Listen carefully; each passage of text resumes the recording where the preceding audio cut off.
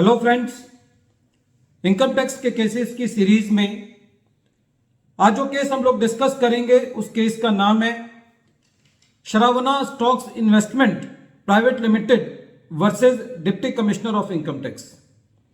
ये case 107 ITR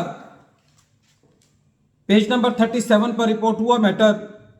Chennai ITAT ने decide किया और इस केस का जजमेंट 12 अप्रैल 2023 को आया। इस केस को डिस्कस करने का जो मेन कारण है वो ये है कि एक तो इस केस के अंदर ITAT ने एसएससी की 1526 डेज की डिले अपील फाइल करने में कंडोन करी। तो इसका तात्पर्य यह हुआ कि करीबन यदि हम 1526 दिन देखें तो मोटे तौर पे 4.5-5 साल की एसएससी की डिले को कंडोन किया गया। एसएससी का यह कहना था कि जब एसएससी की असेसमेंट हुई उसके बाद कमिश्नर ऑफ इनकम टैक्स ने एसएससी का सेक्शन 263 के अंदर जो रिवीजन किया तो एसएससी को सही प्रोफेशनल गाइडेंस नहीं मिली कि एसएससी को अपील ITAT में फाइल करनी है या किसी अल्टरनेटिव मोड के अंदर फाइल करनी है, इसीलिए एसएससी की ये अपील फाइल करने में डिले हुई। जनरली इनकम टैक्स प्रोसीडिंग्स के अंदर जब भी कोई ऐसी प्ली ली जाती है तो उस प्ली को एसएससी को एफिडेविट से सपोर्ट करना चाहिए और इस केस में एसएससी ने जो कंपनी के डायरेक्टर थे और जिस प्रोफेशनल की एडवाइस की वजह से एसएससी की अपील डिले हुई थी उसका एफिडेविट लगाया और ITAT ने यह कहा कि यदि प्रोफेशनल के एडवाइस की वजह से एसएससी की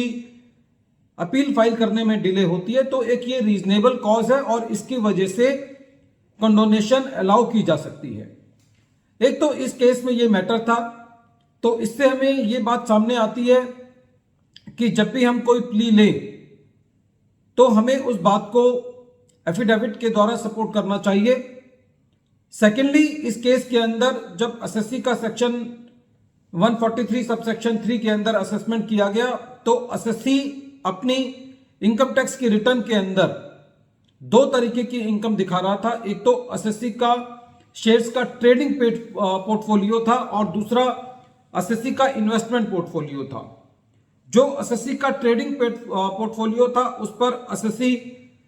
बिजनेस इनकम के अंदर अपनी इनकम दिखाता था और जो इन्वेस्टमेंट पोर्टफोलियो था उसके ऊपर जो एसएससी को इनकम होती थी या तो एसएससी उसको शॉर्ट टर्म कैपिटल गेन में या लॉन्ग टर्म कैपिटल गेन में एज द केस में भी उसको दिखाता था। जिस साल का मैटर था उस साल के मैटर में एसएससी को शॉर्ट टर्म कैपिटल गेन हुआ था और एसएससी ने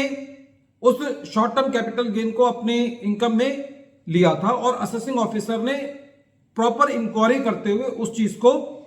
एडमिट किया और एसएससी के पॉइंट को माना और असेसमेंट ऑर्डर अकॉर्डिंगली पास किया। कहने का तात्पर्य यह है कि जो असेसिंग ऑफिसर था उसने इस बात पे इंक्वायरी की थी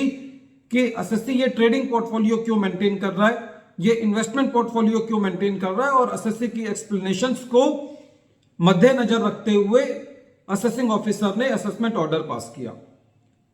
जब CIT साहब ने यह ऑर्डर देखा तो उनका यह मानना था कि ये लैक ऑफ इंक्वायरी का केस है और इसीलिए इसका 263 के अंदर रिवीजन किया जाना चाहिए। एसएससी ने का जब ये मैटर ITAT के पास था तो ITAT का ये कहना था कि जो प्रेजेंट केस है वो लैक ऑफ इंक्वायरी का मुद्दा नहीं है, ये इनएडिक्वेट इंक्वायरी का मुद्दा है। जब लैक ऑफ इंक्वायरी होती है तो उस केस में जो कमिश्नर ऑफ इनकम टैक्स होता है उसकी वाइड पावर होती है, लेकिन यदि असेसमेंट के दौरान कोई इनएडिक्वेट इंक्वायरी की गई है तो उस केस में CIT के पास बहुत ज्यादा वाइड पावर नहीं होती और उस केस में 263 नहीं किया जाना चाहिए। तो कहने का तात्पर्य यह था कि इस केस में जो असेसिंग ऑफिसर ने इंक्वायरी करी वो इनएडिक्वेट इंक्वायरी तो कही जा सकती है लेकिन लैक ऑफ इंक्वायरी नहीं कही जा सकती। तो ऐसे केस में जब एसएससी का केस लैक ऑफ इंक्वायरी का नहीं बनता तो उस केस में 263 का रिवीजन नहीं किया जा सकता। वीडियो के अंत में एक बार फिर मैं केस का नाम रिपीट कर रहा हूं। केस का नाम है Saravana stocks investment private limited versus deputy commissioner of income tax, और यह केस 107 ITR पेज नंबर 37 पर रिपोर्ट हुआ। मैटर चेन्नई ITAT ने डिसाइड किया और इस केस का जजमेंट 12 अप्रैल 2023 को आया। Thank you friends.